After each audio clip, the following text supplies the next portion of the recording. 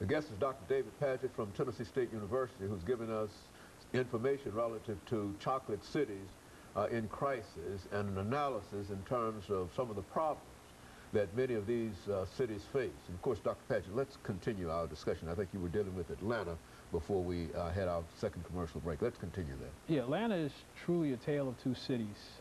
It's known as Black Mecca, one of the major civil rights movement cities.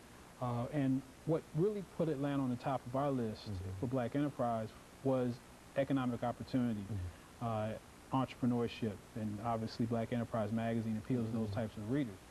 And what set our survey apart was that we actually had readers respond and tell what they thought, and then we combined that with statistical data. So one side of Atlanta is the wealthy, you know, the Gwinnett County, which is just part of the metro area.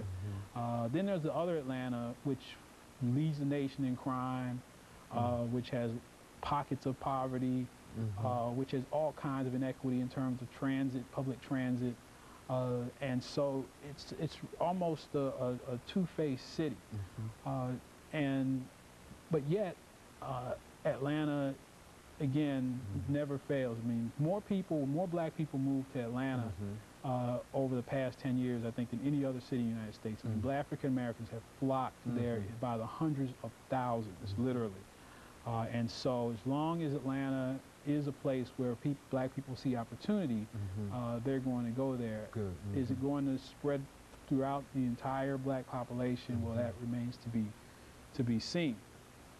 Now, Detroit, the next city, next chocolate city is obviously you know, the home of Motown, but it's also the city that when we teach urban studies, it's always used as a model for urban decay.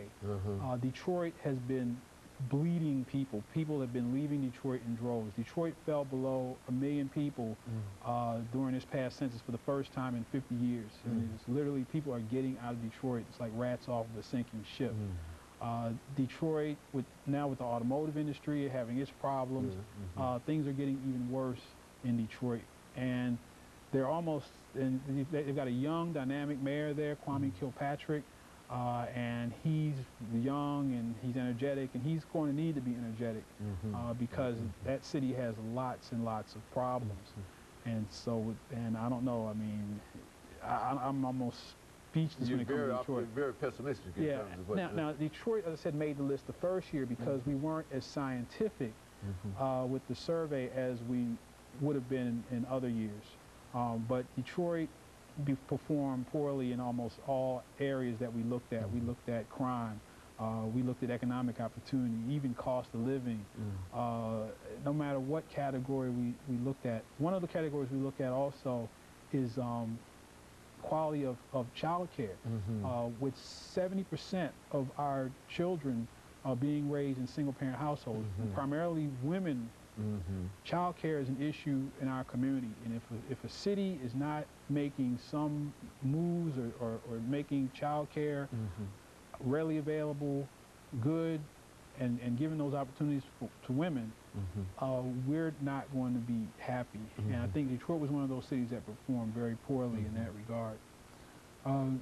Now, Birmingham is a city that made the list in 2004, didn't make it this year, purely due to lack of participation on the part of the respondents. We have to have a cutoff point for the minimum number of responses to have a good sampling pool. But the people who did responded very favorably for Birmingham. And if you think of it, it's really unusual. I mean, Birmingham was once known as Bombingham. It was once known as you know, just the worst place, last place you wanted to be Black in the United States, almost was Birmingham if you were going to live in a city, maybe 40 years ago. And now it's this, it seems to be more progressive. It's a heavily, almost 75% Black city. It has its problems, and I'd probably say of all these cities, Birmingham is probably the least that's in crisis, but being in the South, being in this part of the country, they have issues going on there as far as health and economic opportunity, because this part of the country, we're in the heart attack corridor or the coronary corridor, And so Birmingham falls into that category. You have, obviously being in the South, we're lagging behind somewhat in education. And so there are those challenges. But of all these cities, other than Atlanta, Birmingham is a surprise city, a pleasant surprise. But do they still have the crime there? Yes.